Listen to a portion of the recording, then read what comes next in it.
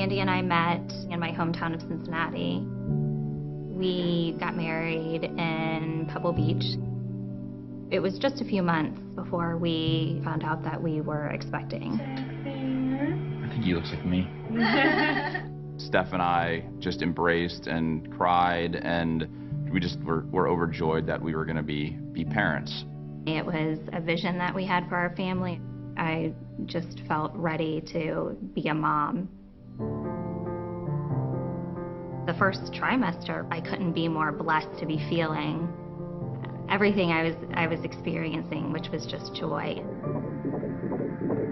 The 12-week ultrasound was an important one. We knew that it would mean doing an anatomy scan of the baby. Oh my gosh, moving around. Look at the little leg there at the bottom. Wow. We were a little anxious as new parents, but we had no reason to be concerned. We saw this beautiful child, this beautiful baby. She was opening and closing her mouth and her lips, and we had just this joyous occasion of seeing our baby for the first time. That was our baby, this life that I couldn't comprehend being inside of me. It was just an amazing feeling.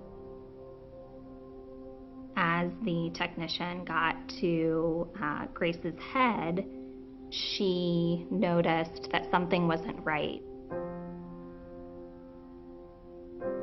The doctor entered the room. He introduced himself and he said, "Is this your first pregnancy?" And I remember just kind of shaking my head saying, "Yes, this is my first."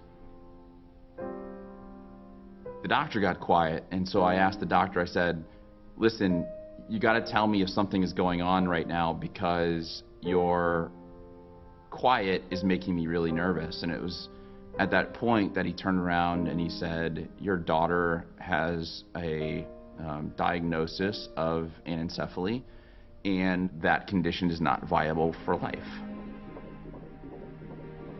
We just had tears just flow.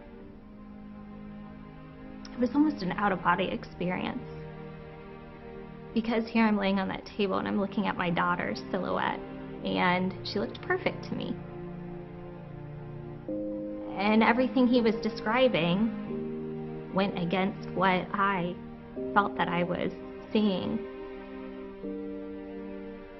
There was no cure, there was no surgery, there was nothing other than carrying this pregnancy out or to terminate it.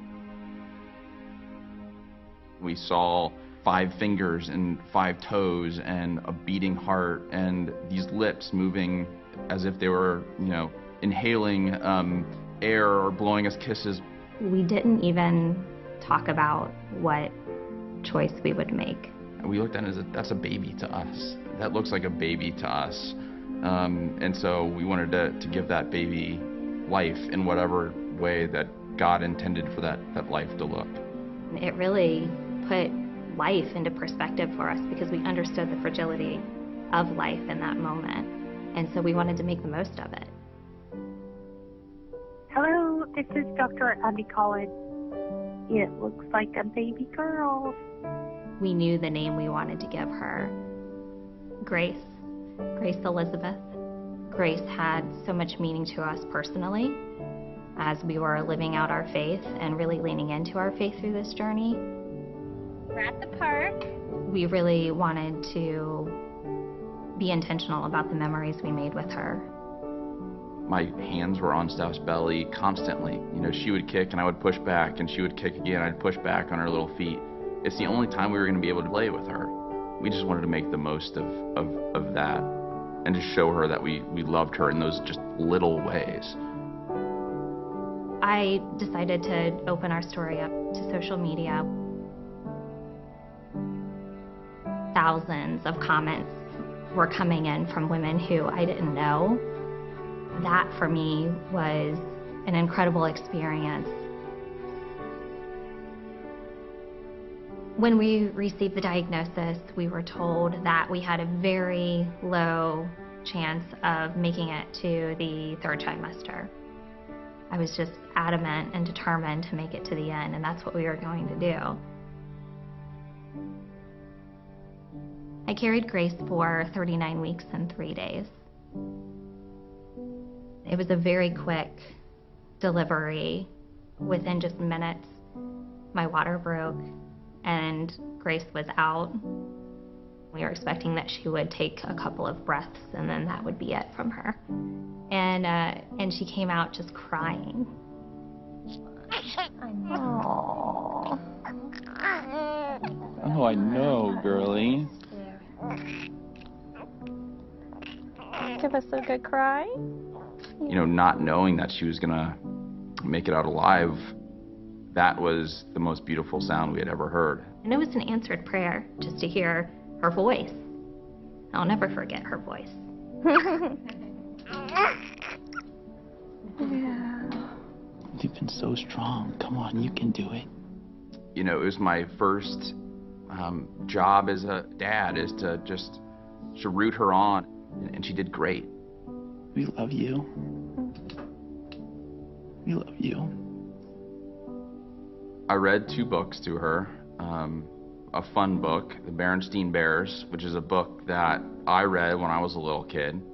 The second book was I Love You Night and Day, which is a book about, regardless of what's going on in our lives, whether it's day or night, whether it's hot or cold, whether we're healthy or not, I will love you.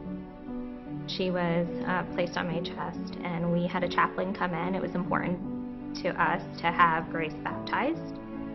And once she was on my chest, she really just settled into a very peaceful place. And I had my arms wrapped around her and I grabbed her little hand and she squeezed my thumb. And to feel her give that kind of strength, she was embracing me like I had been embracing her. She wanted to return that to me. So I held her right there on my chest for the 10 hours and 32 minutes that she lived. Every moment through that 10.5 hours, we were engaged. We were engaged in her breath. We were engaged with each other. We never lost track of that moment. And it was a joyful time to be able to experience her life. There was no shortage of love in the room. We know for certain that she felt loved.